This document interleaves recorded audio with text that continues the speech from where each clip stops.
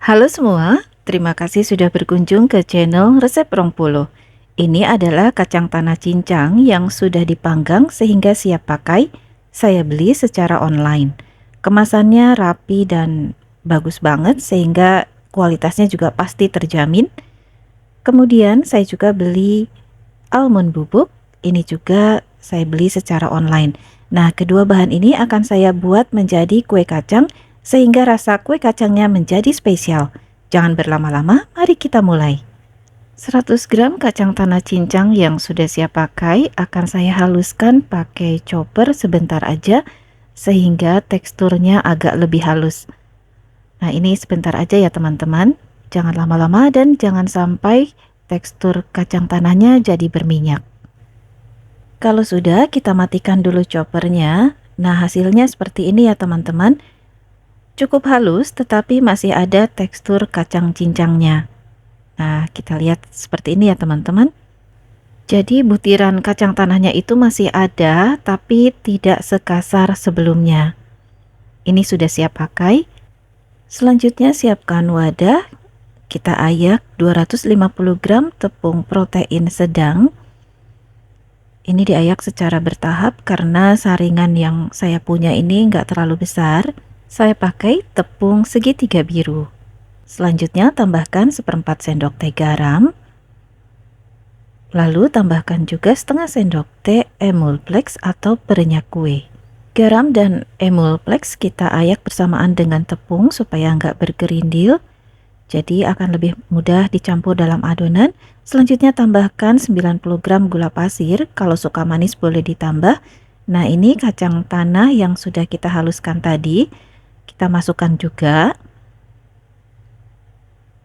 Kemudian saya masukkan lagi 25 gram almond bubuk. Kalau teman-teman sulit mendapatkan almond bubuk, boleh di skip ya. Jadi total kacang tanahnya menjadi 125 gram. Aduk semua bahan ini sampai tercampur rata, lalu kita buat lubang di bagian tengahnya. Sekarang kita akan masukkan bahan cair terdiri dari 50 gram margarin yang sudah dilelehkan dan sudah dalam keadaan dingin. Margarinnya saya pakai Royal Palmia, teman-teman boleh pakai merek apa aja sesuai yang ada di rumah. Kemudian saya tambahkan juga 75 gram minyak goreng. Nah, minyak gorengnya ini saya pakai minyak kita ya, jadi nggak pakai merek yang macam-macam. Kemudian saya tambahkan setengah sendok teh perisa almond. Kalau nggak ada bisa diganti dengan vanili cair atau vanili bubuk dengan takaran yang sama. Aduk menggunakan spatula sampai tercampur rata. Jadi untuk kue kacang ini kita nggak perlu pakai mixer, cukup diaduk pakai spatula. Dan nanti kalau adonannya sudah mulai terasa berat, bisa dilanjutkan dengan diuleni pakai tangan sebentar aja. Selanjutnya adonan akan saya uleni pakai tangan. Ini sudah saya pastikan tangan dalam kondisi bersih meskipun saya tidak pakai sarung tangan. Dengan diuleni pakai tangan, maka kita akan lebih merasakan sejauh mana kelembutan adonan sampai bisa dibentuk. Nah, kalau adonannya masih sulit untuk dibentuk dan kita rasa buyar, maka nanti minyaknya bisa ditambahkan secara bertahap. Nah, ini masih buyar ya teman-teman, belum bisa dibentuk. Jadi akan saya tambahkan minyak goreng sebanyak 10 gram dulu. Saya akan lanjutkan menguleni adonan pakai tangan. Sekali lagi diuleninya biasa aja, jangan terlalu ditekan kuat-kuat supaya kue kacangnya tetap renyah setelah matang. Saya akan periksa lagi konsistensi adonannya dan ini kayaknya masih terlalu buyar. Jadi saya tambahkan lagi 10 gram minyak goreng. Kalau adonannya sudah bisa membentuk gumpalan atau bisa dibentuk, maka nggak perlu lagi ditambahkan minyak goreng. Jadi takaran minyak goreng ini disesuaikan dengan tepung yang kita gunakan. Karena daya serap tepung itu berbeda-beda setiap mereknya. Jumlah total minyak goreng yang saya gunakan di resep ini jadinya 95 gram. Nah, ini adonannya sudah bisa dibentuk atau dipulung. Ini kita akan cetak. Sebelum dicetak, seluruh adonan akan saya timbang dulu supaya nanti mendapatkan ukuran bentuk yang sama. Total berat adonan 608 gram akan saya bagi menjadi 32 bagian, masing-masing bagian beratnya 19 gram. Saya juga sudah siapkan loyang yang diberi alas baking paper. Kemudian saya pakai cetakan kue bulan seperti ini ya teman-teman. Ini bisa dibeli secara online. Siapkan juga sedikit tepung untuk mencegah adonan lengket ke dalam cetakan. Dan ini adalah adonan yang sudah saya timbang masing-masing seberat 19 gram. Kita siapkan beberapa bagian dulu. Kemudian masing-masing bagian akan dipulung atau dibulatkan. Kemudian dipipihkan seperti ini. Nah, seperti ini ya teman-teman, diameternya mendekati diameter cetakannya. Kalau nggak ada cetakan kue bulan, teman-teman bisa menggunakan cetakan apa aja. Biasanya cetakannya berbentuk hati ya.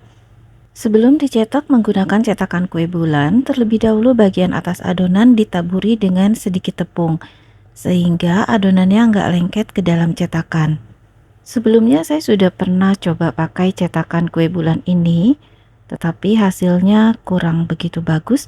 Cuma sayang aja kalau kita udah beli cetakannya tapi nggak dipakai.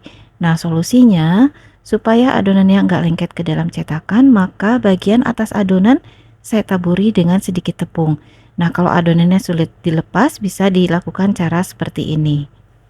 Buat teman-teman yang baru bergabung, jangan lupa tekan tombol subscribe-nya ya, supaya nggak ketinggalan video terbaru dari saya yang diupload setiap minggunya.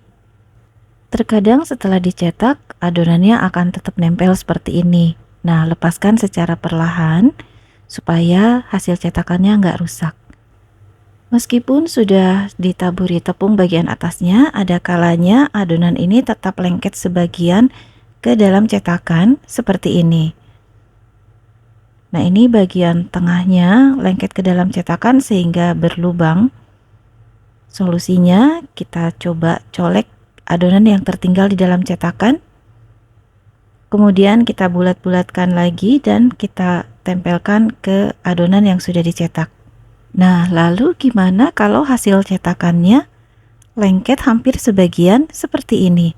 Ini sepertiga adonan tertinggal di dalam cetakan. Nah, jangan panik ya teman-teman, kita keluarkan sisa adonan yang nempel di cetakan, kemudian satukan lagi adonannya, dikepal-kepal secara ringan aja, dipipihkan lagi, kemudian taburi lagi bagian atasnya dengan sedikit tepung, lalu dicetak seperti biasa. Nah, hasilnya seperti ini ya teman-teman, nggak nempel lagi di cetakan. Sesekali bersihkan permukaan cetakan menggunakan tusuk gigi dari sisa-sisa tepung yang nempel. Jadi ini bentuknya kayak remahan gitu ya teman-teman. Kalau nggak dibersihkan nanti adonannya lengket lagi ke cetakan. Cetak adonan sampai selesai. Satu resep ini menghasilkan 32 buah kue kacang. Sekarang kita siapkan bahan olesannya, terdiri dari 1 butir kuning telur ditambah dengan 1,5 sendok makan minyak goreng. Kemudian supaya nggak bau amis, saya tambahkan beberapa tetes perisa almond.